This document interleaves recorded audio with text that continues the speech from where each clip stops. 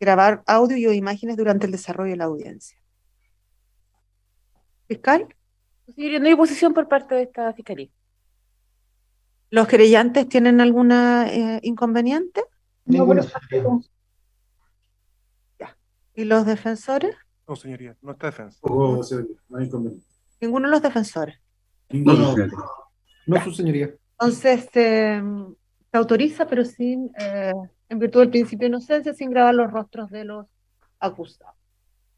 Le voy a dar, bien, ahora que ya estamos en conocimiento de los hechos que fueron sometidos a juicio y su calificación jurídica, grado de participación y todas las otras circunstancias de la autoapertura, les quiero informar y advertir a los acusados, todos presentes, ya sea presencialmente o a través de Zoom, que deben estar, el tribunal cumple con manifestarles de conformidad a lo dispuesto en el artículo 19 de la Constitución Política de la República y 1 del Código Procesal Penal, que tienen derecho a un juicio previo, oral y público con el objeto de establecer si son inocentes o culpables por los ilícitos que se les acusa, por los que se les advierte que tienen que estar atentos a todo lo que se oirá y lo que sucederá durante el desarrollo del juicio. Como asimismo, deben estar presentes durante toda la audiencia del mismo. Al respecto, dos puntualizaciones. Ustedes pueden comunicarse libremente con sus abogados defensores, pero debido a la situación sanitaria en la que nos encontramos y a las máscaras y todo esto, eso se dificulta. Entonces, especialmente si hay algo más, un poco más largo, me piden un minuto, yo les doy el minuto. Es mucho más práctico porque por lo menos a mí me desconcentra mucho el que estén cuchicheando. Respecto de los que comparecen por Zoom, lo mismo se les puede dar acceso a una sala privada para que puedan conferenciar si es necesario. Si en algún momento desean salir de la sala derechamente, lo solicitan, ya sea para ir al baño o porque quieren salir nomás, se puede, pueden esperar en otra sala y al regresar el tribunal a través mío tiene la obligación de hacerles un resumen de lo que sucede durante ese rato. Ustedes tienen derecho a guardar silencio, pero pueden renunciar a ese derecho y declarar. Eso les será explicado por mí con mayor amplitud al momento que corresponda, que es después de los alegatos. ¿Ya? Bueno, y tienen derecho a ser defendidos por sus abogados defensores, lo que está haciendo desde ya como se ve de esta sala. En virtud de lo anterior, no sé si hay alguna otra petición previa para que podamos comenzar. Señora fiscal Ana María Aldana, comience con su alegato de apertura, por favor. Muchas gracias, señora presidenta. Sus señorías del Tribunal Oral en lo Penal de Concepción. ¿Quién duda el día de hoy de la importancia del cuidado del medio ambiente? ¿Quién podría discutir acaso que la protección del medio ambiente no constituye hoy una de las principales prioridades y preocupaciones que enfrenta nuestra sociedad? ¿Quién puede negar que estamos insertos en un ecosistema que sabemos es frágil y que debemos cuidarlo para que todos tengamos un adecuado lugar en el que vivir? Formulo estas preguntas, sus señorías, en atención a que nuestra sociedad ha cambiado, ha evolucionado y ha requerido mayores recursos de parte incluso de nosotros como Fiscalía. Desde hace ya varios años, la Fiscalía de Chile estableció a una serie de fiscales especializados en área medioambiental, reconociendo desde ya el Ministerio Público que era necesaria una investigación adecuada y, como ya se dijo, especializada de este tipo de delitos, porque los hay. Hay delitos ambientales en nuestro ordenamiento jurídico. Complementando lo anterior, las policías también se sumaron a este avance y también desde hace ya varios años se estableció una especial unidad de la Policía de Investigaciones que se llama Brigada de Delitos Medioambientales. Estos casos, los que se derivan de este tipo de delitos, no todos, pero sí aquellos más relevantes, han sido efectivamente investigados por fiscales especializados, una de las cuales, puedo decirlo con orgullo, soy yo desde hace ya varios años. Doña Anita, Sus recuerden que señorías, están tomando apuntes. Y más fuerte, por favor, o más cerca del micrófono. Lo puede tomar de la base. ahí está. Gracias, señoría. Sus señorías, en ese contexto, no es la primera investigación que esta Fiscalía Regional ha tenido en estas materias. Podemos relatar desde ya de que nos ha tocado investigar el caso de la central Bocamina en Coronel, también el derrame de petróleo en Caleta Infiernillo de San Vicente, en Talcahuano, también la causa hace años del accidente radioactivo en la planta celulosa de Nueva Aldea, cuando Ñuble era parte de esta octava región. En todos ellos se pudo apreciar un manejo inadecuado de la producción industrial o de los residuos derivados de estos. Pero sus señorías, en ninguno de estos casos habíamos podido constatar como Fiscalía los hechos que pudimos apreciar en esta investigación. No habíamos tenido dentro del desarrollo de las mismas, de todas las investigaciones de esta área, tantas dificultades para llegar a la real ocurrencia de los hechos. Ello debido principalmente a diversos actos realizados por personas pertenecientes a la empresa que finalmente fuimos a investigar, que es ENAP, y que en definitiva significaron, en lo más relevante, que en los relatos referidos a la octava región del Biobío se presentaron ante una autoridad pública, que es la autoridad marítima, la Armada de Chile, simulaciones que se encontraban adulteradas. Por otro lado, sus señorías, en la parte de Quintero, nos encontramos con que al momento de comenzar la investigación fue extremadamente difícil porque tampoco se le dio cuenta a los fiscalizadores de los hechos que ya fueron relatados en detalle por su señoría y en que efectivamente es posible apreciar de que la empresa conocía todo este tremendo despliegue que se tuvo que hacer para poder tratar este crudo que venía desde Irán y que tenía una necesidad de este tratamiento especial. Y a los fiscalizadores no se les dijo. A los fiscalizadores se les ocultó información. Y eso significó que, en definitiva, al día de hoy, quienes estamos llevando esta causa hasta el final somos solamente el Ministerio Público. En el camino fue quedando la Superintendencia de Medio Ambiente, Seremi de Salud y otras instituciones que también se concentraron en esos primeros días de la emergencia en Quintero. Sus señorías, ¿cómo se desarrollaron los hechos? Y aquí, por supuesto, no voy a repetir y mi alegato será bastante breve en atención a que los hechos ya fueron leídos el día de hoy. Pero para hacer un esquema muy resumido, esto comenzó porque un buque que transportaba un crudo que tenía por nombre Iranian Heavy salió desde un puerto en Irán con destino a un puerto chileno. El buque, que en algunas ocasiones cuando transportan petróleo tienen estos líquidos secuestrantes que son capaces de capturar el ácido sulfídrico, no tuvo este producto en el puerto de origen. Se envió el crudo, como estaba. Al llegar el barco, que venía por el sur, cruzando por Cabo de Hornos, aproximadamente a esa altura, comunican por correo electrónico a ENAP en Santiago que los medidores de ácido sulfídrico de los estanques llegaban a 1000 ppm. Sus señorías, no era que tuvieran 1000, los medidores llegaban a 1000. En términos sencillos, si un termómetro llega, a 42 grados Celsius y marca 42, no podemos saber si hay más fiebre, sino que llega solamente hasta ese límite.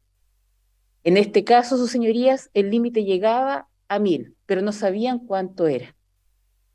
Con esta información, comenzaron adecuadamente el análisis por parte de la empresa de distintas alternativas.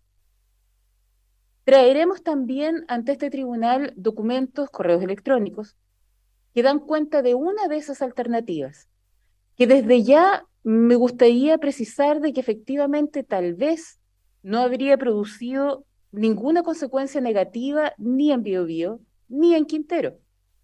¿Cuál es esta?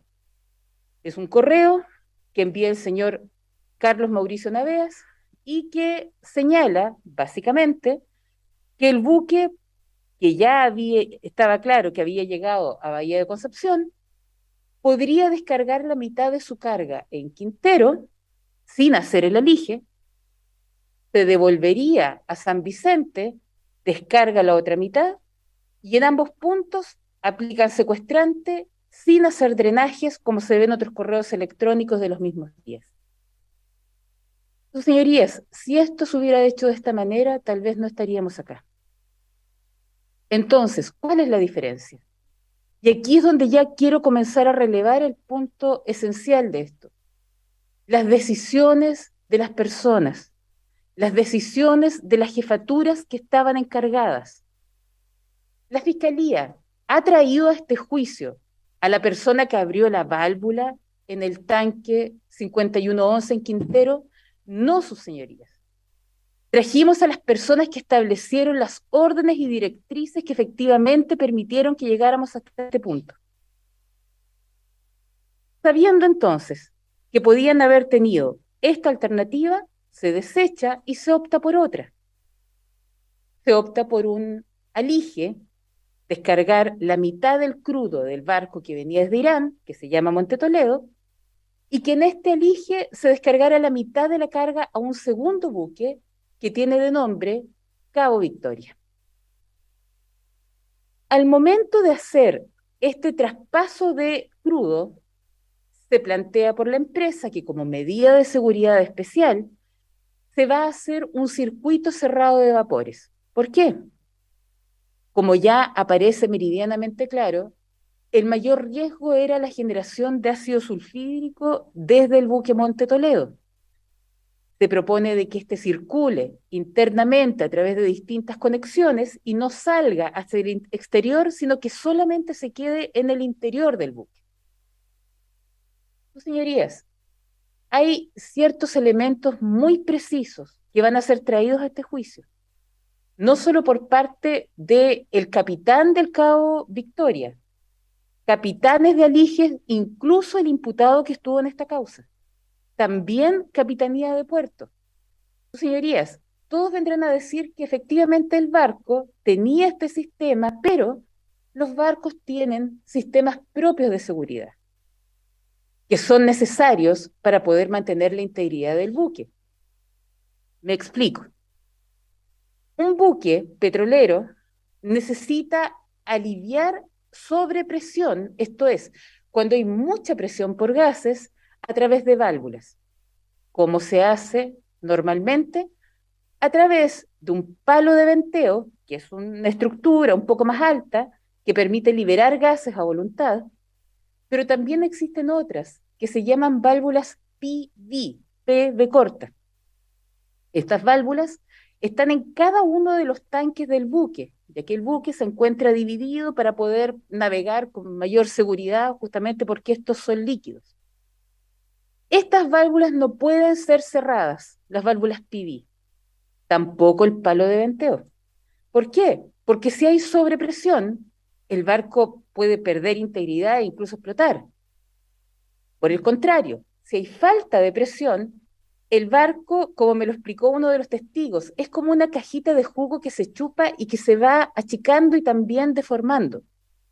Por tanto, estas válvulas toman aire o liberan gases según sea necesario para determinados momentos.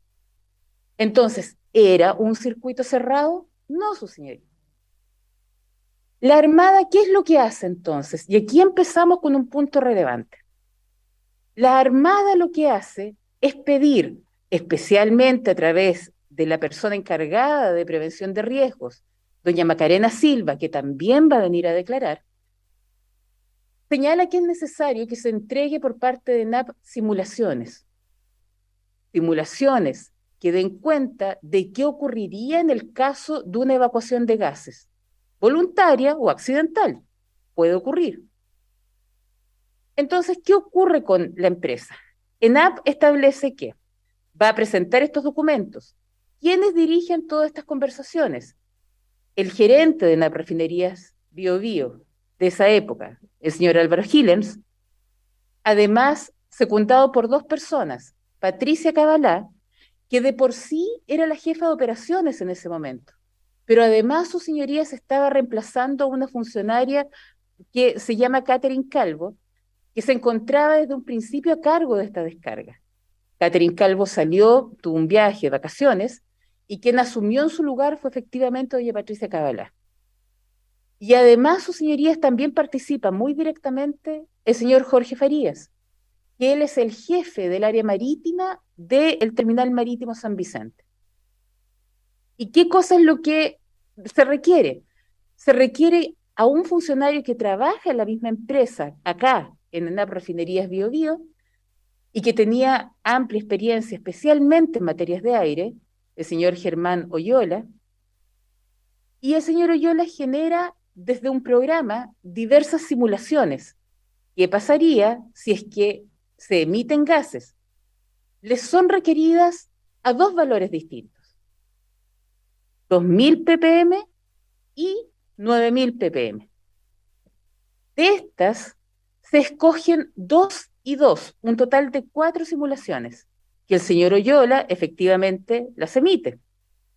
2 por 2000, 2 por 9000. Sus señorías, grande fue la sorpresa de la Fiscalía cuando al momento de realizar la incautación en ENAP Refinerías Bio Bio, y específicamente en el área denominada Terminal Marítimo San Vicente, y se encuentra en la oficina del señor Farías una carpeta, que también será ofrecida como evidencia. Dentro de esa carpeta se encuentran estas 4 simulaciones, las mismas que el señor Oyola reconoció como propias, 2 por 2000, 2 por 9000, con diversas advertencias, pero que no eran las mismas que envió el señor Oyola a la Armada de Chile. ¿Por qué no eran las mismas? Porque en primer término eran láminas que estaban indicando que las 4 estaban hechas sobre un cálculo para 9000 ppm. Por otro lado, sus señorías, también será expuesto en este juicio que las escalas de valores que se ubican a un costado de las simulaciones también aparecen alteradas. Por otro lado, habían ciertas advertencias, en particular una de ellas, en la primera de las láminas, que no aparece, fue extraída de la simulación. Es decir, lo que la Armada recibe no es lo mismo que el señor Oyola había emitido. Y a mayor abundamiento, sus señorías, se encontró un segundo correo, que también será traído a este juicio, en que el señor Oyola envía otras simulaciones, y que señala en el mensaje del correo que también, al menos el mensaje, fue encontrado en esta misma carpeta café, en las dependencias donde trabajaba el señor Farías, en que dice que si se producen estas condiciones, habrían graves molestias a la población. Es decir, el señor Oyola lo advierte. Este segundo correo, con la advertencia más clara, se envía en la mañana del 2 de agosto. ¿Y qué ocurre, sus señorías? El mismo 2 de agosto se celebra una reunión encabezada por el señor gerente de Refinerías Bio Bio en las dependencias de la Gobernación Marítima para lograr la aprobación de este alige. Se le piden nuevamente los informes, se envía el correo en la noche, correo con las simulaciones adulteradas en relación con lo que había hecho el señor Oyola, y en base a esta información y a las conclusiones que establece un PowerPoint que iba adjunto, que indica de que la verdad es que no hay riesgo, en términos generales lo señala, se aprueba este elige. Es decir, la aprobación de esta operación está hecha sobre una base que no está compuesta por antecedentes verdaderos ni ciertos. Sus señorías, todo esto nos podrá decir la defensa, habrá que ver qué es lo que declaran los testigos, pero hay una cosa relevante. no es solo lo que sí nos van a declarar los testigos, sino que además la evidencia documental que la Fiscalía pudo obtener y también la evidencia material. Nuevamente voy a esta carpeta café. Sus señorías, siguiendo con la historia, porque esto solamente es la parte general y voy a hacer referencia a lo relevante. El alige se realiza porque hay autorización en estas condiciones. ¿Cuándo se realiza? Comienza el día 3 de agosto, que era un viernes. El día 3 de agosto del 2018 comienza la operación, se extiende durante la noche del 3 para el 4, y el día 4 de agosto asume la madrugada como capitán de este alige el señor Joseph Darlington, que es un capitán de alige. Es una persona que está encargada de verificar que esto se cumpla según lo establecido. ¿Y quién es el señor Joseph Darlington? Fue uno de los imputados de esta causa. Efectivamente, fue formalizado por hechos que vamos a relatar a continuación. Sus señorías, el señor Darlington, al asumir el control, se le consulta aproximadamente a las 8 de la mañana por un primer piloto del buque Monte Toledo, manifestándole que había una sobrepresión en determinado punto del buque y qué podían hacer. Y el señor Darlington le sugiere que lo liberen por el palo de venteo. Y efectivamente creemos que este fue el primer evento que ocurrió.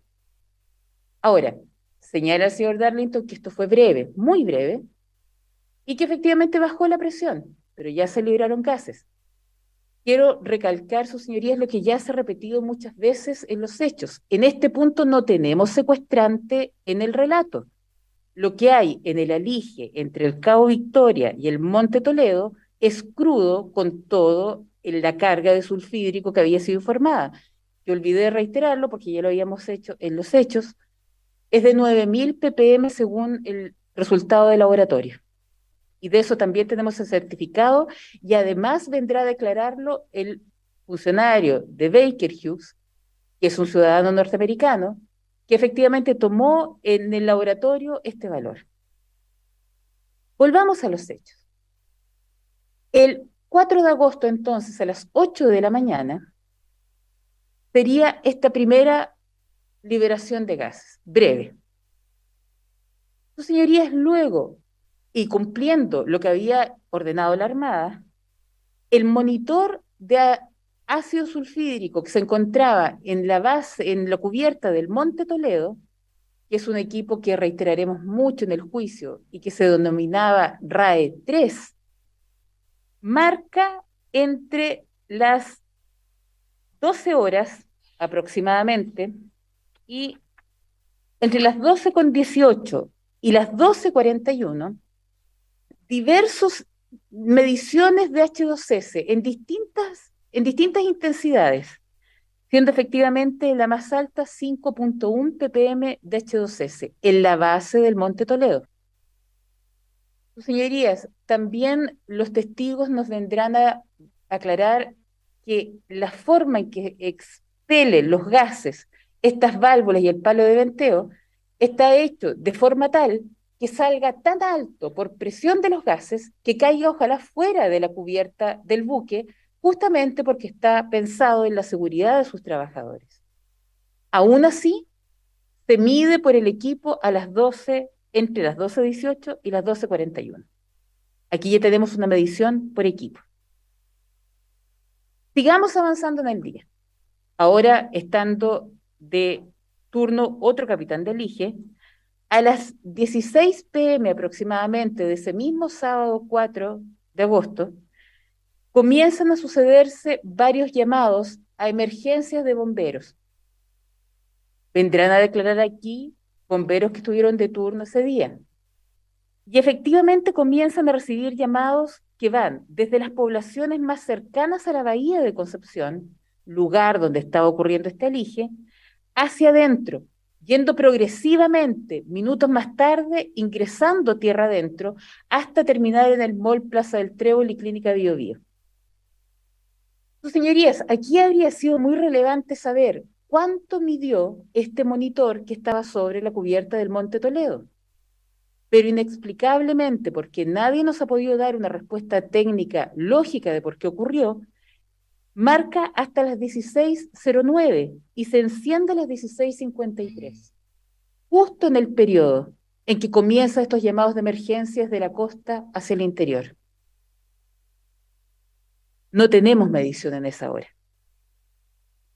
Sus señorías, en la tarde efectivamente se siente olor en diversos puntos de la intercomuna, lo cual provoca, entre otras medidas, la evacuación de la Clínica Bio Bio y del Mall Plaza del Trébol, con las consecuencias de alarma y complicación de tránsito y otros que son naturales para un centro comercial de estas características de nuestra intercomuna, que efectivamente es muy visitado y que además, por una casualidad, estaba en el día previo a lo que se conoce como el Día del Niño y por lo tanto estaba absolutamente repleto de gente.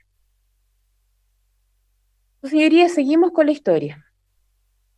El Alige termina esa noche. De inmediato el Cabo Victoria se zarpa hacia Quintero con la mitad de la carga. El Monte Toledo, con la mitad restante, da la vuelta por Tumbes y entra hacia Bahía de San Vicente para poder hacer la descarga del crudo y la aplicación del secuestrante. A las 23:58 del 4 de agosto, el Cabo Victoria va rumbo a Quintero, realizando a la altura del mar donde iba, autorizado por normativa internacional y nacional, venteos para poder ir liberando el ácido sulfídrico. Su capitán sabía que esto era necesario justamente para llegar con la menor cantidad de H2S a puerto. Llega el buque a Quintero y aquí no tenemos mayor problema con la faena en sí. Descarga en la monoboya, todo cerrado, sale todo el crudo y se divide en 3 tanques. Y aquí comienzan los números. El TK-5111, que es el tanque del cual mayormente hablaremos en este juicio, y otros 2, el 5102 y el 5108. En estos 3 tanques se deposita el crudo iraní. Se le adiciona el secuestrante. Luego de hacerlo, los días 9 y 10 y terminando la adición el 11 en las primeras horas, el funcionario norteamericano de Baker Hughes termina su trabajo y se va, dejando todos los contactos y medidas de seguimiento que son necesarias y quedando disponible para cualquier llamado. También vendrá a decirlo este juicio. Se deja reposar. Sus señorías, hay un proceso que se denomina drenaje, que consiste en términos simples que el crudo, dejándolo reposar en un estanque, realiza una operación automática, física, que por diferencia de densidad separa el crudo del agua. Hay que aclarar de que todos los crudos tienen agua, pero no es un elemento que sea deseado de la refinación. Entonces se hace este procedimiento para sacar la mayor agua que sea posible. ¿Y cómo se hace? Más lenta. Tiene 3 jueces más, sí. Sí. Señorías, y con la disculpa sobre todo de la jueza redactora, mi disculpa, señoría, la emoción a veces acelera a esta fiscal. Trataré de ir más lento. Y su señoría, por favor, con libertad me van diciendo cuando frene, es absolutamente inconsciente. No sé, pero... Sus señorías, ¿en qué consiste el drenaje? El drenaje en un estanque, cuando el crudo reposa, queda en la parte superior el crudo y en la parte inferior el agua. En términos más bien domésticos, es como cuando uno tiene una cazuela, ya que estamos en septiembre, con mucha grasa, entonces uno si la deja enfriar, la grasa queda en la parte superior, el crudo de este caso, la sustancia oleosa, y el agua queda abajo. O sucede lo mismo. Al momento de separarse esto, se puede dar una orden que es de drenar. ¿Qué significa esto? El agua, con una válvula que está en la parte baja del estanque, se abre esta válvula y el agua comienza a bajar, todo comienza a bajar y el agua a escurrir por los sistemas que tiene efectivamente el terminal marítimo Quintero. Sus señorías, se ordena el drenaje. El día 17 de agosto se ejecuta. Para recordar, el estanque estuvo en reposo entre el 11 y el 17. Aquí me voy a apoyar con el día de semana porque también es un elemento importante. El viernes 17 de agosto, el drenaje comienza aproximadamente a las 15:15 horas. Quien lo ejecuta materialmente es el señor Álvaro Lever, que también vendrá a este juicio. El señor Lever abre la válvula y empieza a escurrir esta agua. A él se le envió con un tanque de oxígeno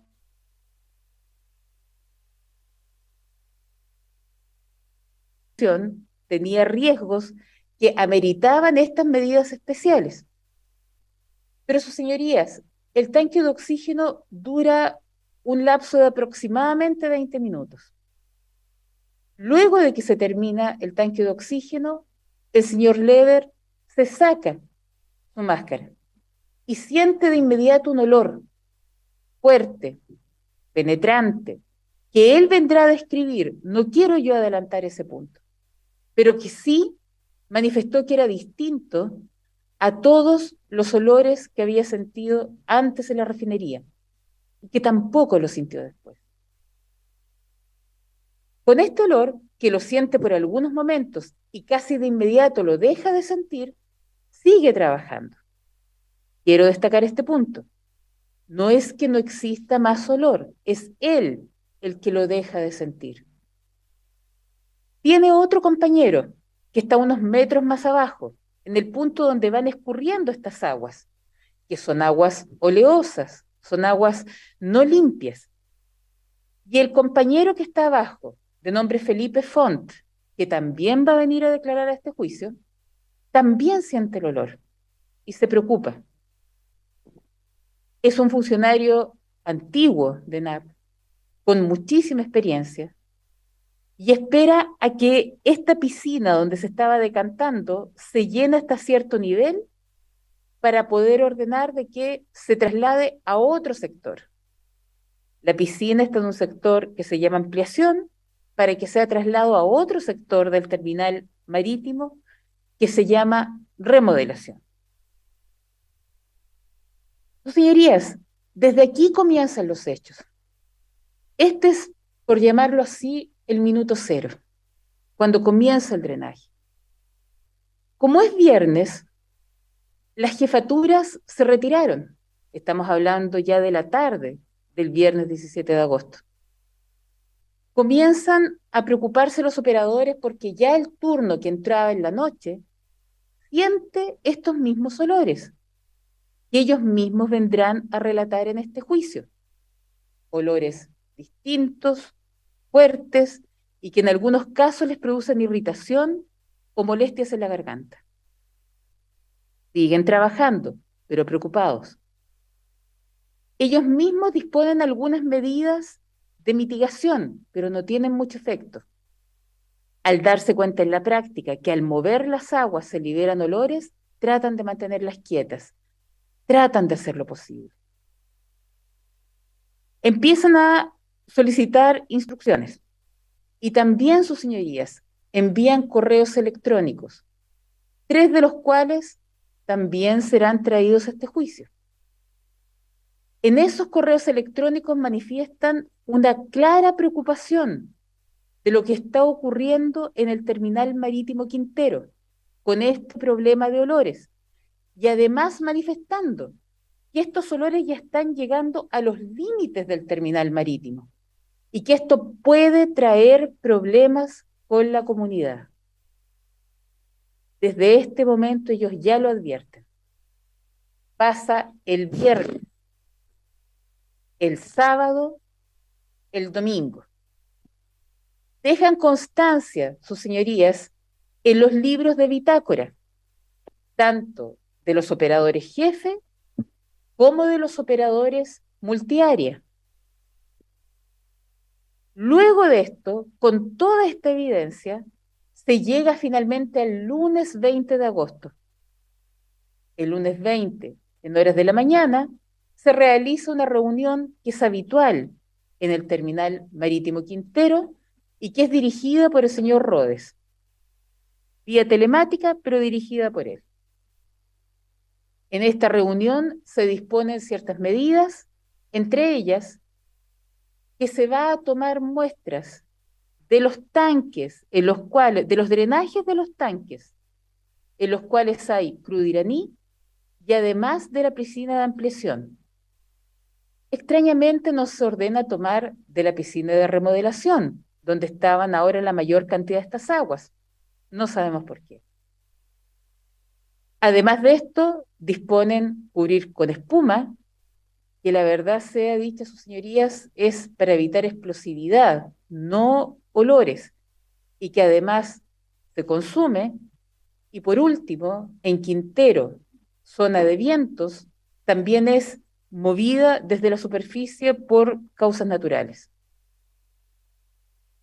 Con estas instrucciones cierra el señor Rhodes ese día, el lunes 20, indicando de que no se drenarán los otros estanques, hasta esperar a ver qué ocurre.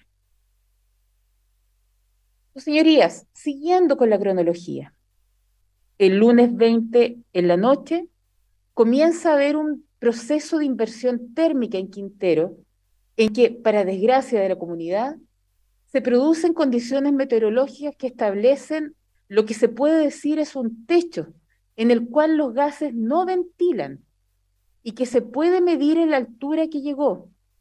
Vendrá un especialista del DICTUC de la Universidad Católica a relatar con detalle cómo se llega a esta conclusión, con mediciones reales de las estaciones de monitoreo de Quintero de esos días. El punto es que, volviendo a la historia, el 20 en la noche se produce esta especie de techo. Lo siente la gente que vive en Quintero. Entre ellas está Catalina Ponce, que es encargada a esa fecha de medio ambiente de la Municipalidad de Quintero. Catalina Ponce lo siente en la noche porque además fue alertada por vecinos que tenían su número de celular y le mandan mensajes. Ella sale y lo siente. El día martes 21, adelanto desde ya, el día de la mayor crisis, en la mañana temprano Catalina va a su trabajo, a la Municipalidad de Quintero. Tiene que atravesar una distancia aproximadamente de 2 cuadras. Y también vendrá a manifestar en este juicio que le costó llegar a su oficina. Le costaba respirar. Cree que el cuerpo estaba rechazando el aire que entraba a los pulmones porque respiraba corto, pero llegó a la oficina.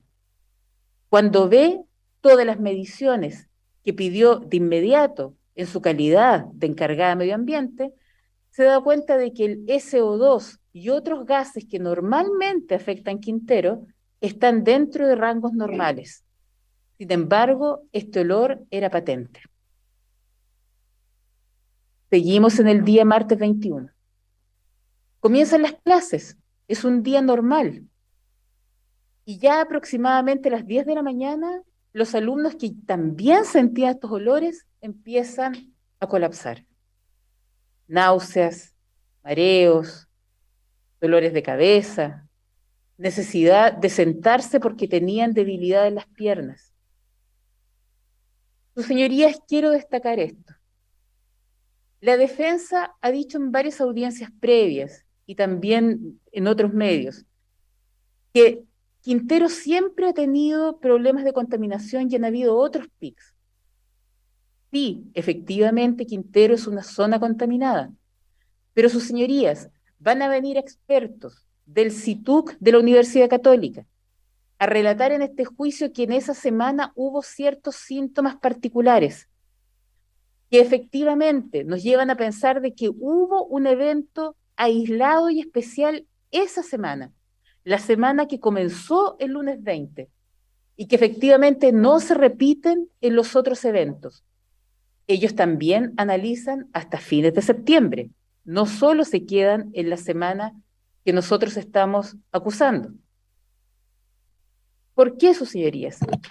Porque cuando llegan los menores al hospital de Quintero, manifiestan diversos síntomas, pero también síntomas particulares. ¿Y quiénes más nos vendrán a ratificar esta apreciación? Los médicos de Quintero, quienes estaban en esos días de turno, que vendrán también a decir qué fue lo que vieron esos días, cómo atendieron a sus pacientes y qué características particulares hubo esa semana en especial y que no se repitió después. Sus señorías, el día miércoles, también lo dirá el especialista, hubo mejor ventilación, por lo que el miércoles 22 podríamos decir que hubo un respiro. El jueves 23 comienza nuevamente un problema de mala ventilación y se reitera un pic alto de atenciones.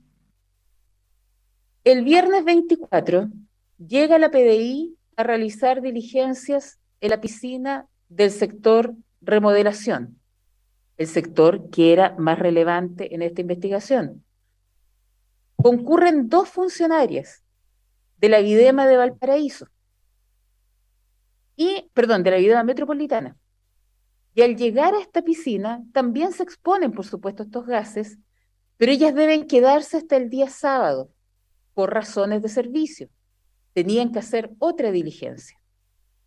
Se quedan lamentablemente con sus mismas ropas, no pudieron ir a cambiarse, y en la noche también quedaron solamente con lo que llevaban puesto, entonces no hubo recambio de las ropas que absorbieron estos mismos gases.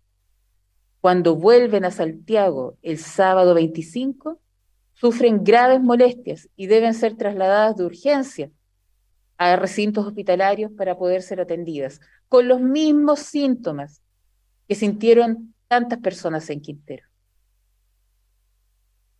Sus señorías, ¿cuál es lo que, y vuelvo al principio,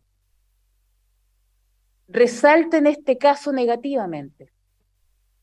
Todo esto que fue relatado a su señoría fue objeto de investigación de la Fiscalía, pero no fue lo que la empresa manifestó en su momento cuando le fue requerida la información por los fiscalizadores.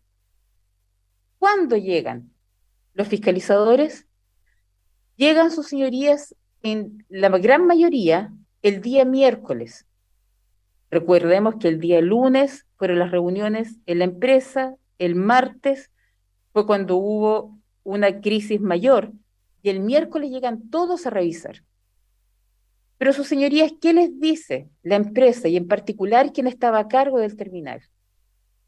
Les dicen de que no hay nada normal, que no hay nada extraordinario, y lamentablemente se produce un error. Ven un camión de vacío que deposita unas aguas en esta piscina de remodelación.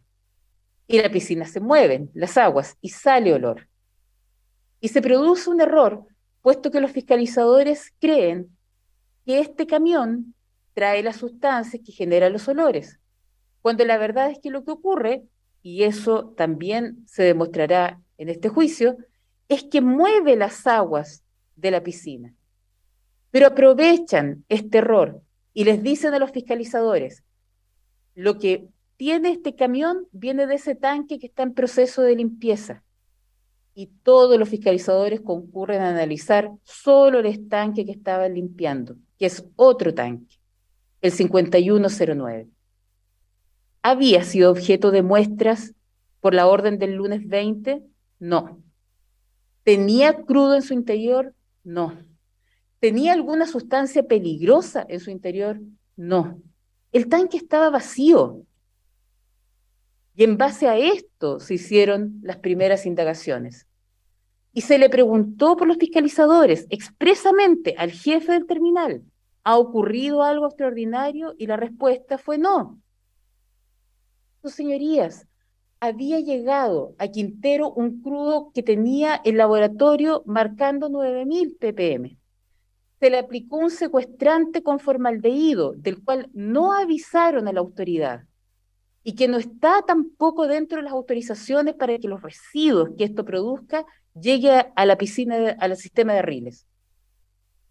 Se producen olores que quedan en los libros de bitácora, que quedan en correos, que siente la comunidad de Quintero. Pero no había nada extraordinario. Señorías, esto evidentemente dificultó muchísimo la investigación. No estamos aquí justificando las demás instituciones, pero sí las comprendemos. Porque es muy difícil investigar cuando el investigado no cuenta todo lo que ocurrió y oculta esto. Y vuelvo a repetir, ¿cuándo lo supimos? Cuando incautamos. Es en ese momento recién que tenemos clara toda esta película. Señorías, la verdad es que, sin perjuicio de la discusión jurídica que esto puede desencadenar, y de lo cual adelanto desde ya, nos hemos coordinado con algunos querellantes para poder dividir el alegato de este sentido, pero lo retomará la Fiscalía en el alegato de apertura. No nos cabe duda de que efectivamente los hechos ocurrieron como nosotros los estamos relatando. No nos cabe duda que este es un problema de decisiones, que si se hubieran tomado adecuadamente no hubieran tenido estas consecuencias. Señorías, ¿qué hizo la Fiscalía? La Fiscalía investigó con todos los recursos que teníamos, tratando de exprimir al máximo la policía especializada que teníamos. Incautamos con órdenes judiciales, analizamos lo que más pudimos. Es decir, nosotros hemos llegado, cumpliendo nuestro deber legal y constitucional, a determinar estos hechos. La defensa está en su legítimo derecho de defender, pero sus señorías, vuelvo a insistir, no le había tocado a esta Fiscalía Regional, con la experiencia que tenemos en estos casos, comportamientos como los que acabo de describir. Y efectivamente llegamos a un punto, y con esto termino, en que estamos acusando por delitos que estimamos son ambientales, y que en particular uno de ellos, sabemos que es un delito complejo, que es el del artículo 291 del Código Penal. Estamos convencidos que aquí efectivamente hay antecedentes que permiten acreditar este delito. Señorías, este es un delito que fue hecho en el siglo XX, pero como dije al principio de mi alegato, este delito del siglo pasado, como toda ley, tendrá que ser aplicado también en este siglo XXI, que tiene los desafíos que ya adelanté, con las dificultades que esto trae, pero estamos seguros que, habiendo hecho nosotros el mejor esfuerzo como Fiscalía, es ahora, a esta etapa, al Tribunal Oral en lo Penal, a quien le corresponderá verificar si efectivamente tenemos todo, insisto, estamos convencidos que así es, lo necesario para condenar a los 6 acusados por los delitos que estamos invocando. Porque si bien, como dijimos, esto parte por una normativa del siglo XX, estamos en el siglo XXI. Su señoría, solicitamos la condena de los 6 acusados y efectivamente así esperamos que ocurra. Ya, recuerde no bajar el tono de voz al final de la alegato. Eso es todo, señoría. Muchas gracias, don Edith. Vamos a dar un momento de las coordinaciones internas nuestras. Ya. Tengo entonces, o tenemos 1, 2, 3, 4, 5 querellantes. Si no me equivoco. No. 4 querellantes. 1, 2, 3, 4 querellantes, ¿no es cierto? Consejo de Defensa del Estado. ¿Desea comenzar usted o tienen ustedes algún orden preestablecido? No, su señoría, no tiene inconvenientes en continuar. Ya. Una consulta por orden nomás, señoría. Sí. ¿Cuántos alegatos más de apertura se escucharán en esta audiencia aproximadamente? Lo que pasa es que yo había tenía información de que el alegato de la fiscal iba a ser más largo. Había previsto que solamente íbamos a escucharla a ella. Yo creo que dependía, no más allá de la 1:30. Entonces me imagino que depende cuál es la duración del alegato que estima doña Gisela. El magistrado aproximadamente 30 minutos Ya. a los, más o menos, Entonces, cuando termine más o Donna y menos minutos. Gisela, de acuerdo al tiempo de ella, veremos si alcanza a alegar otro más y si no, lo dejamos para mañana. Bien, ¿Ya? señoría, gracias. Consejo de Defensa del Estado, ¿están preparados? Sí, su Gremio, señoría. tú, ¿o no? Ah, ¿Quién toma? Ya, listo. Comenzamos entonces. ok. Señora Presidenta del Tribunal Oral en lo Penal, señora magistrada, este interviniente, como ya se ha dicho, acusado particularmente porque difiere de la pena solicitada por el Ministerio Público respecto de los acusados de autos. Sin embargo, imputa los mismos hechos que atribuidos por el ente persecutor, efectúa la misma calificación jurídica, reconoce las mismas circunstancias modificatorias de responsabilidad y comparte íntegramente la misma prueba ofrecida. En síntesis, la distinción radica en la forma de computar la pena solicitada. El Ministerio Público ya se ha referido detalladamente a los medios de prueba que serán presentados en estados para acreditar los hechos imputados y la participación punible, los cuales compartimos íntegramente y con los cuales se podrá acreditar más allá de toda duda razonable que los acusados, señor Álvaro Hiller, la señora Patricia Cabalá y el señor Jorge Farías son autores del delito descrito y sancionado en el artículo 291 del Código Penal por los hechos ocurridos en la Bahía de Concepción los días 4 y 5 de agosto del 2018 y que los señores Edmundo Piraín, Juan Pablo Rodes y Carlos Lizana son autores del delito descrito y sancionado en el artículo 291 del Código Penal en concurso con el delito del artículo 44 de la Ley 20.920 respecto de los hechos ocurridos en el terminal Quintero de ENAP los días 17 a 25 de agosto del 2018. Ahora bien, con el Acuérdese de respirar entre medio, eso sería. Ahora para bien, que no nos volvamos locas nosotras tomando apuntes. ya. Ya, pausadamente. Nomás si, Y fuerte, si puede más cerca del micrófono, mejor. ya, Por lo menos en la sala no se le escucha tan bien. voy a... Ahí sí. Ahora bien, Ahora sí. ahora bien, con el fin de no ser reiterativa y con el fin de complementar lo señalado por el Ministerio Público y fundamentalmente porque respecto a estos dos tipos penales no existe jurisprudencia penal alguna y por otra parte existe una escasa doctrina sobre los mismos. Adelantaremos que nuestro alegato de apertura estará centrado en ciertos aspectos jurídicos que nos parece de suyo relevantes para que el sentenciador pueda darle contenido y alcance a los tipos penales imputados, los cuales tienen una estrecha vinculación con otras ramas del derecho y claramente con aspectos de índole científica. En efecto, la interpretación de la ley penal queda siempre en manos del sentenciador, quien objetivamente y con el uso de las herramientas jurídicas de interpretación de la ley es el llamado a determinar el alcance y el contenido de la norma.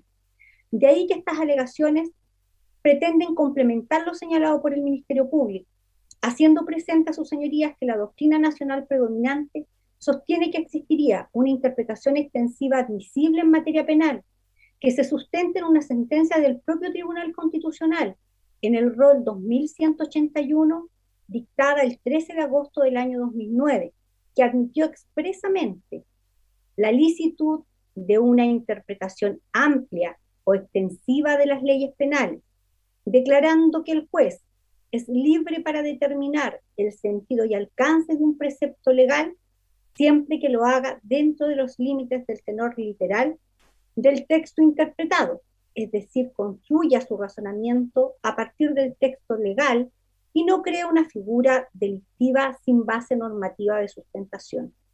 Por otra parte, dentro del sentido literal posible, el intérprete puede recurrir a argumentos teleológicos o sistemáticos para determinar el alcance de la norma interpretada.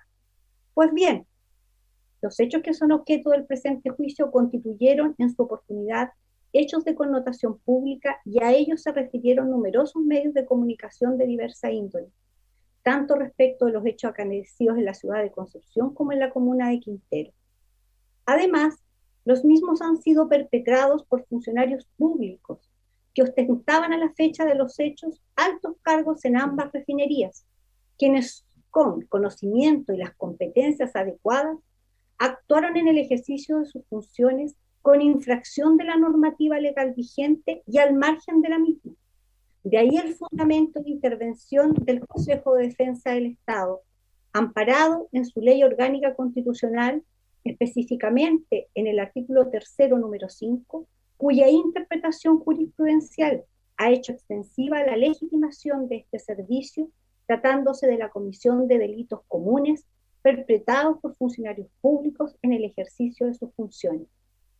En Punto. efecto, Pausa.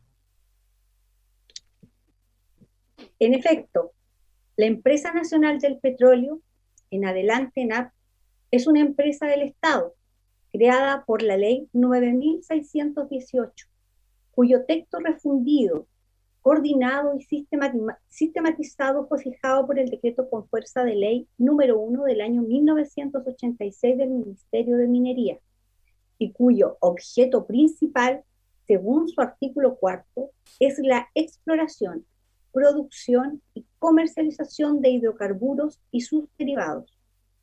De este modo, puede afirmarse que ENAP es una empresa pública, por lo que forma parte de la administración del Estado según lo establecido en el artículo 1, inciso 2, de la Ley 18.575, Ley Orgánica Constitucional de Bases Generales de la Administración del Estado. Por lo que sus autoridades deben actuar en el ejercicio de sus funciones respetando los principios de probidad, eficiencia y eficacia que rigen los actos de la administración. Así, el principio de probidad obliga a sus funcionarios a actuar dando preeminencia al interés general por sobre el particular en el ejercicio de sus funciones. Por otra parte, ambas figuras penales surgen como consecuencia de la protección que el Estado de Chile ha efectuado al medio ambiente, reconocido como un derecho humano de la tercera generación a nivel internacional. Así, la Constitución del 80 consagró el derecho a vivir en un medio ambiente libre de contaminación en su artículo 19, número 8. En este desarrollo normativo, tendiente a proteger el medio ambiente y consecuencialmente la salud de las personas, en el año 1988 se introduce el artículo 291 del Código Penal en virtud de la Ley 18.765, la cual consagró el tipo penal que hoy se imputa a los 6 acusados en la presente investigación. Luego, en el año 2016, se dicta la Ley 20.920, que establece el marco para la gestión de residuos, la responsabilidad extendida del productor y fomento del reciclaje, también conocida como Ley REP, cuyo objetivo es disminuir la generación de residuos y fomentar la reutilización, reciclaje y otro tipo de valorización a través de la instauración de la responsabilidad extendida del productor y otros instrumentos de gestión de residuos, con el fin de proteger el medio ambiente y la salud de las personas. Esta ley incorpora, entre otras figuras penales, la del artículo 44, que se imputa a los acusados señores Piraíno, Rodes y Lizana, por los hechos ocurridos en la comuna de Quintero. El espíritu del legislador con la creación de ambos tipos penales ha sido la protección del medio ambiente, razón por la cual la doctrina sostiene que tales delitos son delitos ambientales. De ahí que surge entonces la necesidad de saber qué debemos entender por medio ambiente. El concepto de medio ambiente se encuentra definido en el artículo 2 de la Ley 19.300, Ley de Bases Generales del Medio Ambiente, en los siguientes términos. Querellante, de verdad, para a mí es una molestia estarla parando a cada rato, pero está muy rápido. Ya, magistrado, si no importa, no se preocupe. Yo, como le digo siempre a los testigos, no se trata que nos dicten las declaraciones, no estamos pidiendo eso, pero sí de poder tomarle apuntes adecuadamente. Es muy interesante lo que están diciendo todos, son materias que primera vez que se discuten, entonces igual es relevante escucharlos a todos bien. ¿Ya? Voy Por a favor. y voy a hacer más pausas, magistrado. Gracias. Voy a retomar. Como dije, el concepto de medio ambiente se encuentra definido en el artículo 2 de la Ley 19.300 del año 94, en la Ley de Bases Generales del Medio Ambiente, y lo define en los siguientes términos. El medio ambiente es el sistema global constituido por elementos naturales y artificiales de la naturaleza física, química o biológica, socioculturales y sus interacciones en permanente modificación por la acción humana o natural, y que rige y condiciona la existencia y desarrollo de la vida en sus múltiples manifestaciones. Este es un concepto, su señoría, amplio, que incluye incluso elementos socioculturales. Nos referimos a continuación, me referiré a continuación a la figura típica del artículo 291 del Código Penal, que en estos autos se imputa a los 6 acusados ya individualizados por los hechos acaecidos en la Bahía de Concepción los días 3 y 4 de agosto del 2018 y los hechos acaecidos en el terminal marítimo Quintero entre los días 17 y 25 de agosto del 2018.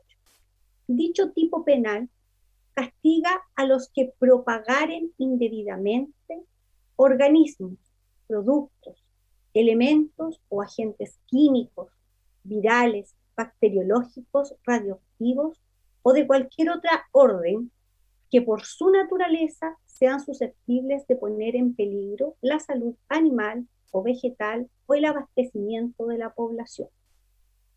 Los hechos imputados, como ya se ha señalado por el Ministerio Público, dicen relación con la propagación indebida de ácido sulfídrico en concentraciones que superan la normativa nacional permitida, derivada de la descarga del crudo Iranian Heavy, adquirido por ENAP en la Bahía de Concepción, realizada por medio de un procedimiento de alige, que afectó a la ciudad de Concepción los días 3 y 4 de agosto del 2018, y la misma propagación indebida de ácido sulfídrico en concentraciones que superarían la normativa nacional permitida, pero que además contenía un secuestrante singularizado como PFA 9210, hecho a base de una sustancia química llamada formaldehído. Generar esta propagación por medio del drenaje y disposición indebida de aguas oleosas provenientes del crudo iraní descargado en el terminal marítimo Quintero en los días 17 a 25 de agosto del 2018. Como ya he dicho, respecto de este precepto no existe jurisprudencia alguna en nuestros tribunales de justicia y doctrinariamente son pocos los autores que se han referido a la misma. Dicho análisis doctrinal resulta enriquecedor para determinar el alcance y el contenido de la figura en cuestión, pero no pueden sus conclusiones considerarse categóricamente, pues la interpretación de la ley penal queda siempre en manos del sentenciador, estimando que la misma debe orientarse siempre, en este caso, a la protección del medio ambiente y a la salud pública. Doctrinariamente, por citar algunos autores, como Jean-Pierre Matos Acuña, Martín Besio, Mario Garrido, Álvaro Castro, José Muñoz, José Ángel Fernández, se han referido a esta figura típica. Primeramente, debemos indicar que el actual artículo 292 fue introducido por el artículo único de la Ley 18.765 del año 1988, constituyendo, según el profesor Jean-Pierre Matus, en una de las escasas figuras del derecho chileno en donde aparece mejor recogida la idea de castigo de la emisión indebida de un contaminante en los términos del artículo 2, letra de la Ley 19.300, según la cual contaminante es todo elemento, compuesto, sustancia, derivado químico o biológico, energía, radiación, vibración, ruido, luminosidad artificial y una combinación de ellos, cuya presencia en el ambiente en ciertos niveles, concentraciones o periodos de tiempo pueda constituir un riesgo a la salud de las personas, a la calidad de vida de la población, a la preservación de la naturaleza o a la conservación del patrimonio ambiental. Por su parte, el mismo artículo 2, en su letra C, define contaminación como la presencia en el ambiente de sustancias, elementos, energía o combinación de ellos, en concentraciones o concentraciones y permanencias superiores o inferiores según corresponda a las establecidas en la legislación vigente. Se trata, sus señorías, de un delito de peligro, es decir, basta para sancionar la conducta que el bien jurídico protegido haya corrido un riesgo. En otras palabras, no es necesario un efectivo menoscabo del bien jurídico protegido. Existiendo, desde ya y lo adelanto, una discusión doctrinaria en cuanto a determinar si este delito es un delito de peligro abstracto, en los cuales la ley presume por el solo hecho de realizar determinada conducta que se ha puesto en peligro el bien jurídico, también conocidos como delitos de mera actividad, o si se trataría de un delito de peligro concreto, ¿ya? Que exige la efectiva comprobación del riesgo corrido. Advirtiendo aquí también que existe una postura doctrinaria intermedia o que fundamenta una hipótesis intermedia que habla, incluyendo esta teoría intermedia sustentada por los autores José Muñoz Lorente, que es un español, y José Fernández Cruz en su obra Estudio Dogmático Penal de los artículos 291 del Código Penal y 136 de la Ley General de Pesca y Acuicultura, quienes afirman que el precepto del artículo 291 sería un delito de peligro hipotético, es decir, un delito a medio camino entre los delitos de peligro abstracto y de peligro concreto. Los que se inclinan por estimarlo un delito de peligro abstracto, cuestión que compartimos, sostienen que lo que se incrimina es la peligrosidad de la conducta para los bienes jurídicos por medio de la constatación de la potencialidad lesiva, peligrosidad de su objeto material, la sustancia. En este sentido, Martín Besio, en su obra Comentario del artículo 291 del Código Penal. El sujeto activo de la conducta, su señoría, puede ser cualquier persona. No es necesaria una condición especial para la autoría. O sea, no se requiere calificación, característica personal o ser portador de un deber especial. Se trataría de un delito común, por lo que no resultan necesarios especiales elementos o condiciones de autoría. Por lo mismo, sus autores pueden ser los directivos y ejecutivos de empresas e industrias. Así lo han sostenido autores como Matus, Muñoz y Fernández, Garrido y Castro. Incluso pueden ser autores no solo los que realizan alguna actividad sometida a evaluación de impacto ambiental, sino que también quienes no están sujetos a dicha evaluación, siempre que efectúen la conducta punible, como ocurre en el caso que nos convoca, ya que todos los acusados tenían cargos de jefatura y dirección al interior de NAP, que les facultaba para decidir si se llevaban a cabo o no las actividades que generaron la propagación de ácido sulfídrico. La conducta... Pausa, por favor. No le escuché, magistrado, perdón. Que haga una pausa, por favor. La conducta punible consiste en propagar indebidamente ciertas sustancias. Propagar, según la Real Academia de la Lengua Española, es hacer que algo se extienda o llegue a sitios distintos de aquel en que se produce. Sin embargo, no se exige aquí, en este tipo penal, un resultado de propagación, por cuanto la norma del artículo 291 no contiene una referencia, siquiera implícita, a un receptor del mismo.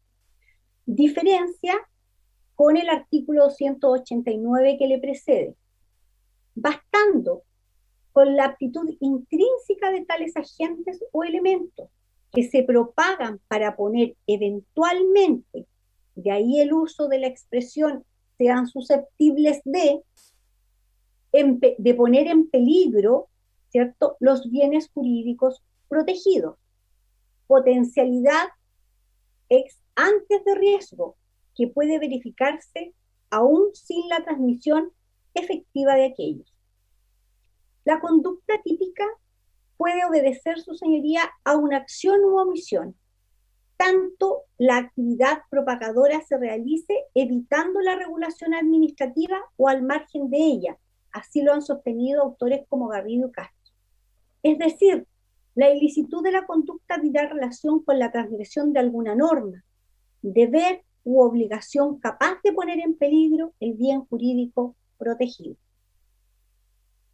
Dicha propagación debe hacerse indebidamente y, según la Real Academia de la Lengua Española, esto es de manera lícita. En este sentido, la doctrina ha señalado que indebidamente significaría en concentraciones o concentraciones y permanencias superiores o inferiores según corresponda a las establecidas en la legislación vigente. En ese sentido, se pronuncia ya el profesor Matus Acuña. Dicha expresión normativa se constituye como una cláusula de remisión a la normativa sectorial en que se encontrarían establecidas las obligaciones y limitaciones, cuya infracción genera la tipicidad penal de propagar. Autores como Muñoz y Fernández admiten la posibilidad de que esta remisión lo sea a una regla formal extrapenal e incluso a la lex artis o costumbre profesional, por cuanto la clase de normas que pueden legítimamente servir de complemento al tipo penal estaría constituido por una profusa reglamentación administrativa que se presenta en todas sus variantes. Nos referiremos más adelante a la normativa sectorial.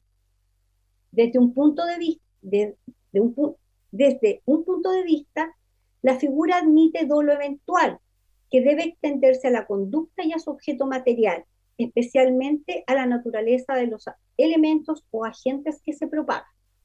En este sentido, autores como Muñoz, Fernández, Boulevard, Mackinnon, citados por Martín Besio en su obra, se refieren a esta conclusión.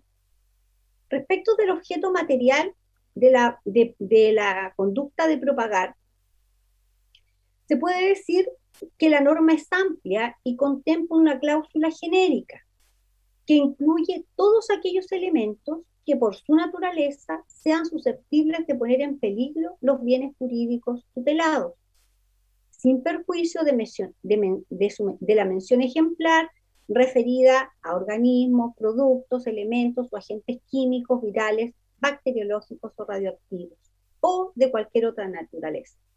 Lo relevante es que dichas sustancias, por su naturaleza, sean aptas para poner en riesgo el bien jurídico tutelado, idoneidad objetiva. Lo propagado a la atmósfera fue ácido sulfídrico. Científicamente, el ácido sulfídrico es una sustancia gaseosa, un gas incoloro, inflamable, más pesado que el aire y con un característico olor a huevo podrido. Se concentra naturalmente en ambientes volcánicos, aguas termales, petróleo y gas natural, así como en productos de descomposición bacteriana de materia orgánica, y aproximadamente el 90% del ácido sulfídrico presente en la atmósfera proviene de fuentes naturales.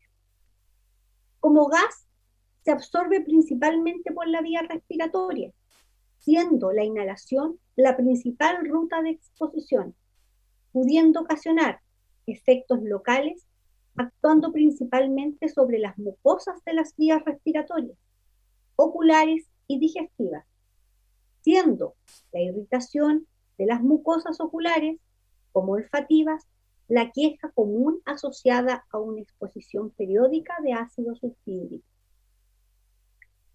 Lo anterior, esto es la propagación de ácido sulfídrico, será acreditado, como ya ha señalado la señora fiscal, por la declaración de médicos de servicios públicos, personal de bomberos, de funcionarios de la Superintendencia de Medio Ambiente, empleados de empresas aledañas y de las personas que se, empleados de las empresas aledañas de la propia ENAP y de las personas que se vieron expuestas a la propagación de dicha sustancia el día de los hechos, tanto en las comunas de Concepción Talcahuano como en Quintero.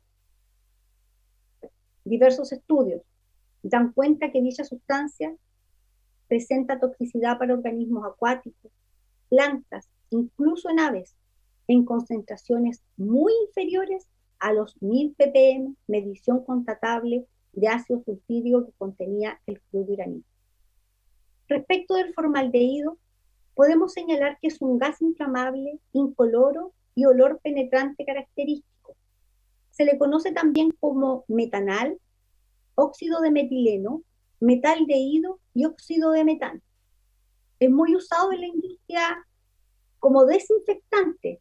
También resulta tóxico para los organismos acuáticos como microalgas, incluso en peces. Y para las plantas, según diversos estudios internacionales que así lo han concluido. También es tóxico para la salud humana, ya que una exposición aguda puede inducir envenenamiento y causar irritación como efectos inmunotóxicos. Reacciona fácilmente con tejidos biológicos, particularmente tejidos mucosos de tracto respiratorio y ocular, causando síntomas como piel seca, dermatitis, ojos llorosos, tos y estornudos. Diversos testigos darán cuenta de sus características y toxicidad, a saber los funcionarios de la Superintendencia de Medio Ambiente, de la Videma de la PDI de Chile, características que guardan íntima relación con los síntomas que experimentaron diversas personas, tanto en la ciudad de Concepción como en Quintero, los cuales también depondrán en estados. También se incorporarán una serie de documentos que permitirán acreditar las altas concentraciones de ácido sulfídrico que contenía el crudo iraní, hasta de 1000 ppm, e incluso antecedentes que dan cuenta que tales concentraciones alcanzaron los 9000 ppm, lo que hace dicha sustancia potencialmente peligrosa, crudo al cual se le activó un secuestrante en base a una sustancia tóxica como es el formaldehído, lo que también será acreditado con prueba documental y testimonial, acreditando también la participación de los acusados, los cuales actuaron en los dos hechos que se imputan de manera ilícita, por cuanto lo hicieron con infracción a las normas reglamentarias que regulan la actividad, evitando la regulación administrativa y al margen de ella. Respecto de los bienes jurídicos tutelados por el artículo 291, tal vez, sus señorías, este sea el tema jurídico de mayor relevancia. De ahí que resulte muy importante referir algunas cuestiones jurídicas sobre el mismo. La norma refiere la salud animal, vegetal y el abastecimiento de la población. Sin embargo, algunos autores sostienen, como ya lo hemos adelantado, que el bien jurídico tutelado no solo es el medio ambiente, sino también la salud pública, consecuencialmente la salud de las personas, criterio que compartimos conforme procedemos a explicar.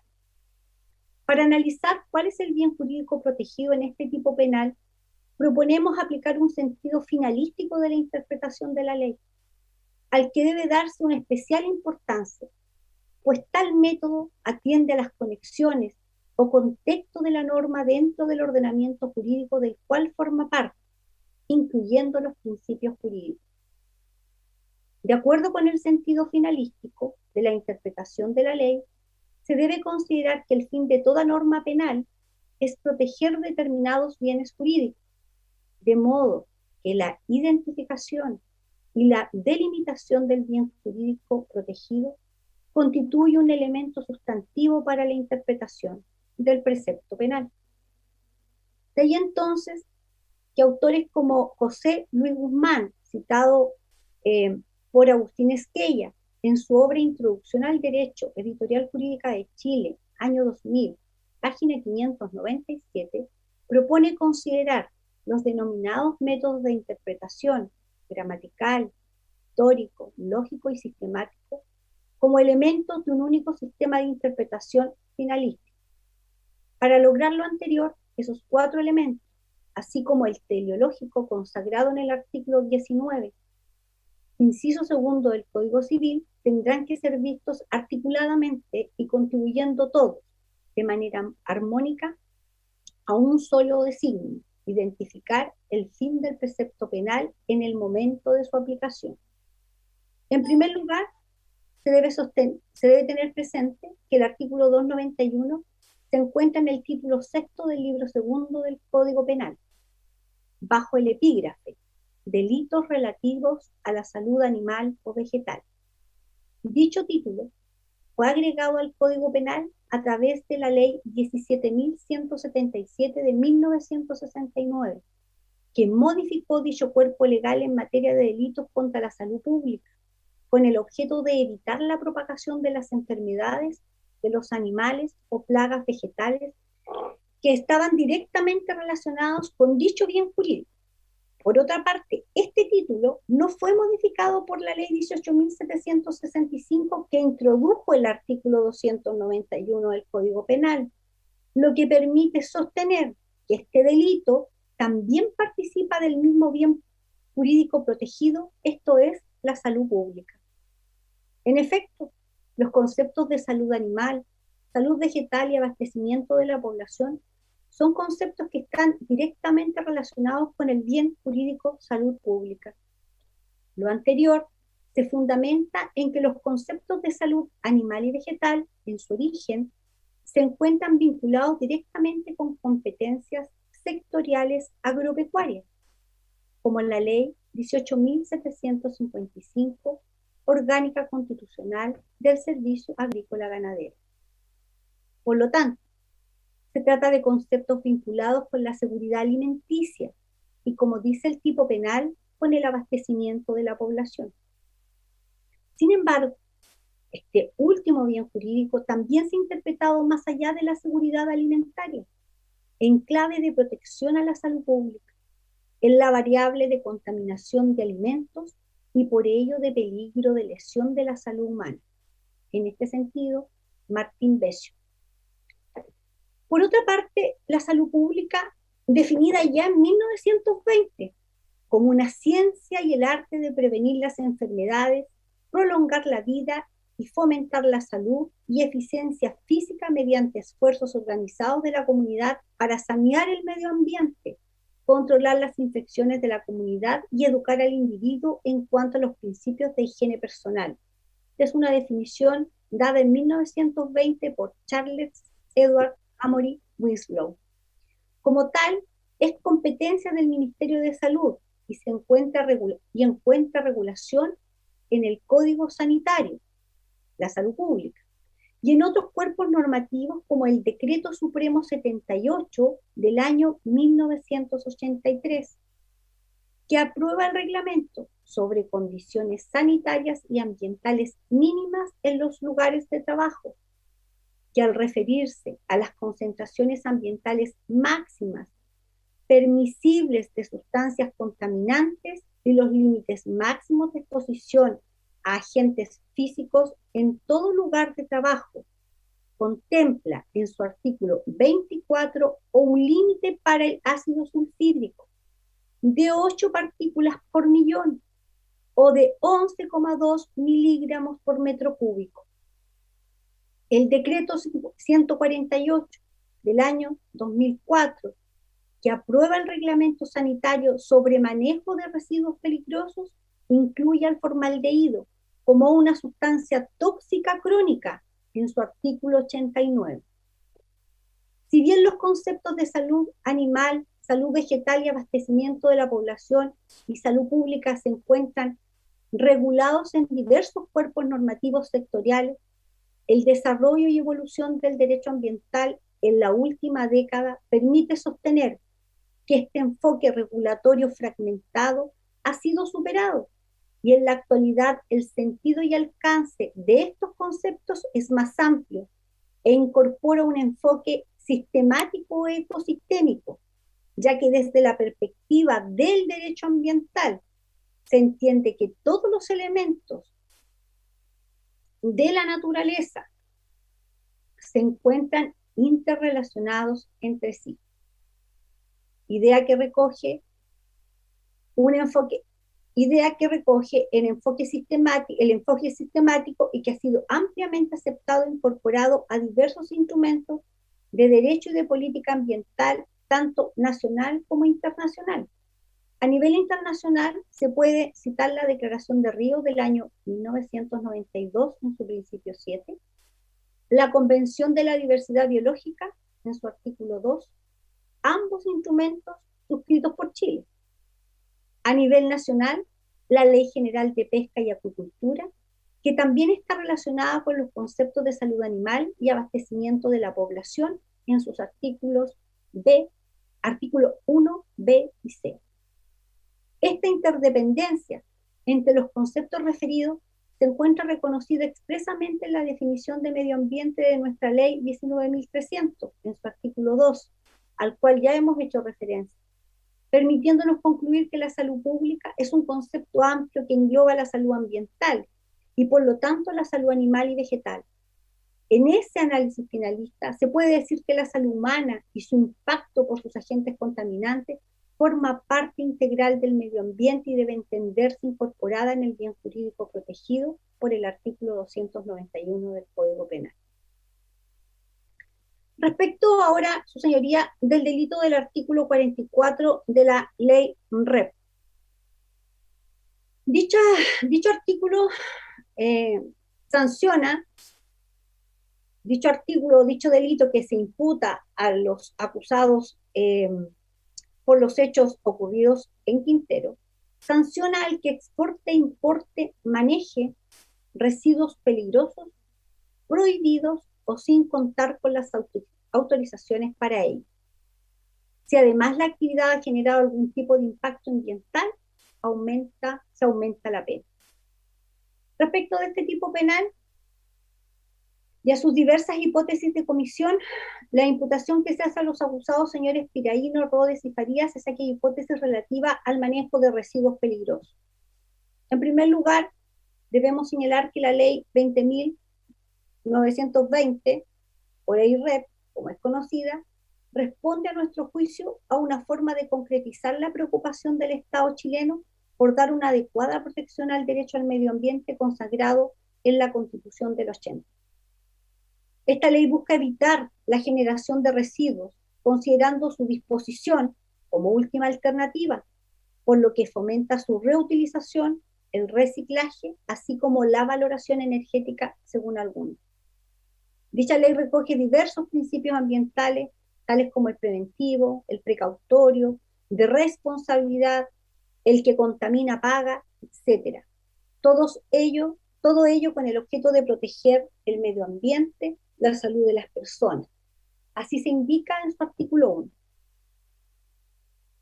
Esta ley constituye un sistema de gestión de residuos, con diversos instrumentos económicos y de política pública en el que intervienen distintos agentes, públicos y privados, a los cuales se les asignan roles y funciones.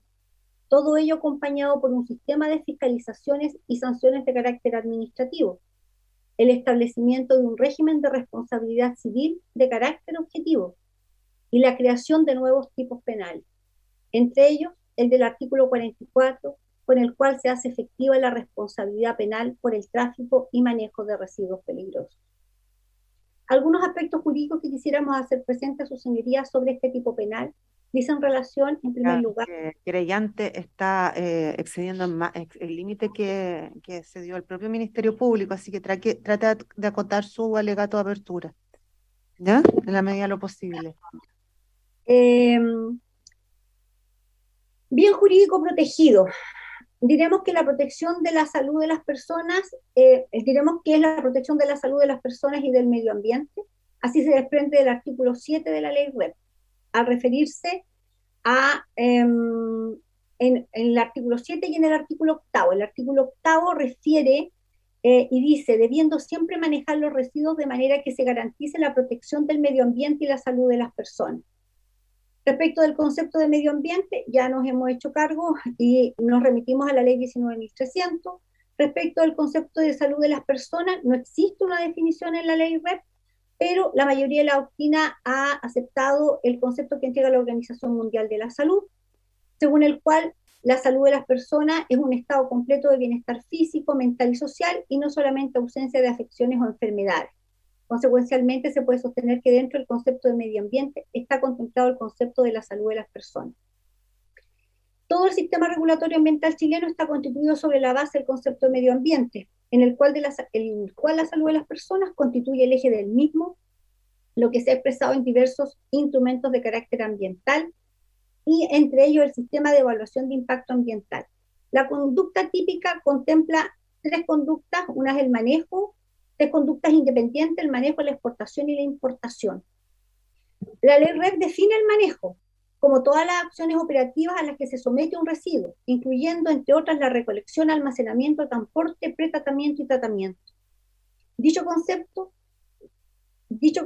debe complementarse con lo señalado en el decreto 148 del año 2004, que aprobó el reglamento sanitario sobre manejo de residuos peligrosos, el cual lo define el manejo en su artículo 3.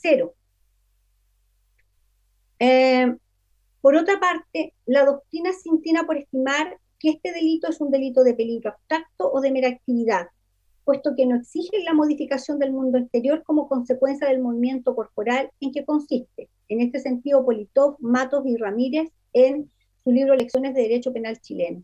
En otras palabras, no es necesario que se produzca un resultado para entender que el delito está consumado, pues solo el hecho de realizar la acción típica descrita por el tipo penal configura el delito. El objeto de la conducta son los residuos peligrosos, prohibidos o sin contar con las autorizaciones para ello. Primero debemos decir qué se debe entender por residuo, y la ley REP lo define. Lo define en su artículo 3, número 25, como sustancia u objeto que su generador desecha o tiene la intención u obligación de desechar de acuerdo a la normativa vigente. Según el reglamento sanitario para el manejo de residuos peligrosos, que es el decreto 148, el concepto de residuo puede ser equivalente a desecho. Esa definición está dada en el artículo 3, inciso 25. Luego se puede decir que para efectos legales un residuo es toda sustancia, elemento u objeto que no será reusado, reciclado o valorizado, por lo que se desecha definitivamente. No es necesario determinar cuándo un residuo es peligroso.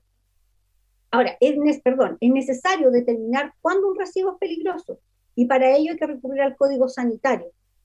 En su artículo 90 señala que las condiciones en las que se puede realizar la producción, importación y una serie de actividades relativas a sustancias tóxicas debe ser regulada por un reglamento. Dicho reglamento se encuentra contenido en el Decreto Supremo 148 del año 2003 del Ministerio de Salud, que aprueba el reglamento sanitario sobre el manejo de residuos peligrosos, definiendo en su artículo 3 lo que entiende por residuo peligroso: residuo mezcla de residuos que presenta riesgo para la salud pública y o efectos adversos al medio ambiente, ya sea directamente o debido a su manejo actual o previsto como consecuencia de presentar alguna de las características señaladas en el artículo 11.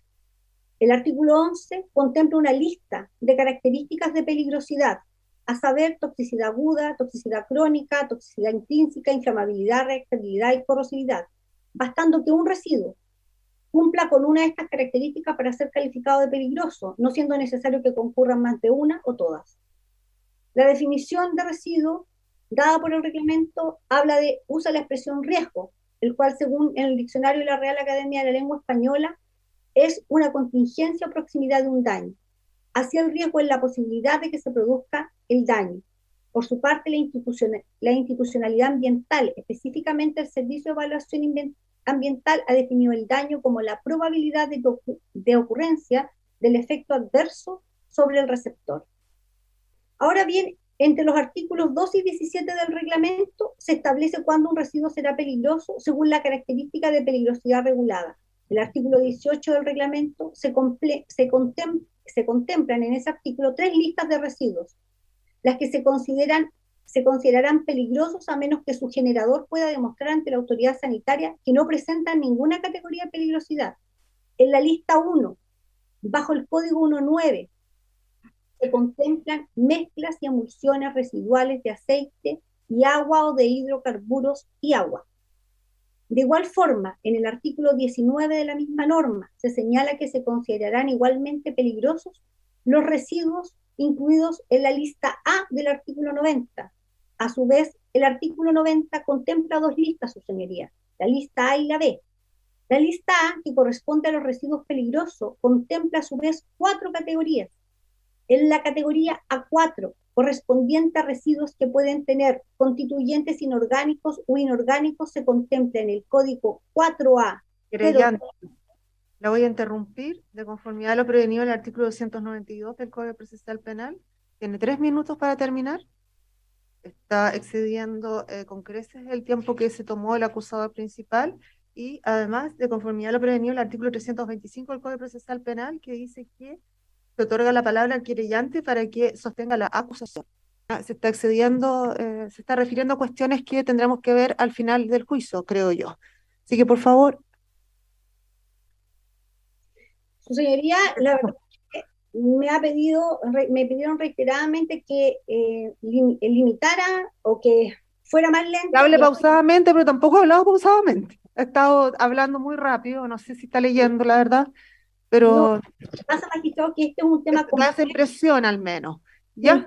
Entonces, usted empezó a las 12:09, son las 12:55. Yo manifesté que me iba a demorar aproximadamente 30 minutos, que era lo que había cronometrado mi alegato de apertura. Pero Sí, la verdad es que ha excedido con creces los 30 minutos, por eso le estoy dando 3 minutos más y aterrice, por favor, su alegato. Su señoría, lo que quiero decir en el fondo es que el artículo 89 en el artículo 89 de ese reglamento contempla el formaldehído como una sustancia tóxica y lo califica. Lo que quiero decir es que hay reglamentación sectorial que determina que el ácido sulfídrico y el formaldehído legalmente se encuentran considerados como sustancias o residuos que eventualmente son peligrosos o prohibidos. En Chile lo importante señalar es que la regla general es el manejo de residuos peligrosos previa autorización, siendo por tanto la excepción su prohibición. Los residuos peligrosos sujetos a autorización tienen como fuente normativa el Decreto Supremo 148 del año 2003.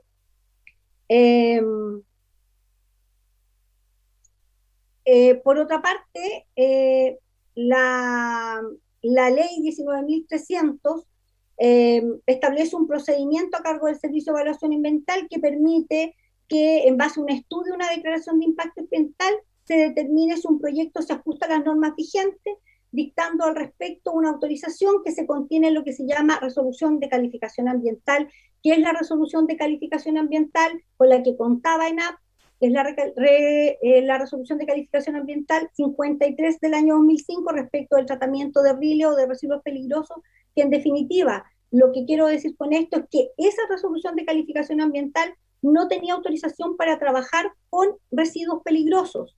Nótese aquí el formaldehído como un residuo tal que fue el aditivo que se le incorporó al crudo iraní. En ese contexto, su señoría, lo que ocurre en este caso es que esa resolución de calificación ambiental y lo que debió haber hecho la autoridad, en este caso los acusados, fue haberle informado a la autoridad ambiental que efectivamente se iba a tratar este crudo con una sustancia química tóxica. Esa resolución no los autorizaba para trabajar en el sistema de tratamiento de aguas oleosas con ese tipo de residuos. Así las cosas, su señoría, finalmente se puede sostener que cada uno de los elementos típicos de las figuras imputadas, así como la participación que ellos les ha cabido a los acusados ya individualizados en esta audiencia, serán acreditados en este juicio con cada uno de los medios de prueba ofrecidos y a los que latamente se ha referido el Ministerio Público en su alegato de apertura, lo que hacemos nuestro y no repetiremos. Con ello sabemos y tenemos la convicción de que se podrá acreditar más allá de todo algo razonable que los acusados, señor Hiller, señora Cabalá y el señor Farías, son autores del delito descrito y sancionado en el artículo 91 del Código Penal respecto de los hechos acaecidos los días 4 y 5 de agosto del 2018 en la Bahía de Concepción, y que los acusados Edmundo Piraíno, el señor Rodes y el señor Lizana son autores del delito descrito y sancionado en el artículo 291 del Código Penal en concurso con el delito del artículo 44 de la Ley REP respecto de los hechos ocurridos los días 17 y 25 de agosto del año 2018 en el terminal marítimo Quintero de Nava. Muchas gracias. Entonces, con esto, atendida la hora y a la extensa que ha sido la jornada, vamos a decretar un receso hasta el día de mañana a las 9 de la mañana Como ya les dije, la idea es comenzar a las 9:00, así que por favor, tomar las providencias para arribar con anticipación al tribunal. Sí, dígame. Señoría, simplemente por una cuestión de orden y por transparencia también por parte de la defensa para el mejor orden del tribunal y sus tiempos. Entiendo, señoría, que usted como presidente del tribunal tiene que hacer las advertencias del caso en lo que respecta al derecho a guardar silencio o no hacerlo, Sí. ¿verdad? Sin perjuicio de eso, quiero dar cuenta desde ya que nuestros representados renunciarán a su derecho, señoría, y ¿Van a declarar eso, entonces? efectivamente, Ya, los 6. ya. Entonces le informo esto al tribunal para que pueda también ordenar los tiempos de trabajo de la forma que mejor les parezca. Claro. Eso era. Muchas gracias por la consideración con el tribunal. Muy Que bien. tengan un excelente día, nos vemos mañana. Muchas gracias. Pero sería. Hasta luego, Hasta señoría. luego, Hasta señoría. luego. Hasta luego. Pero, señoría, Luego.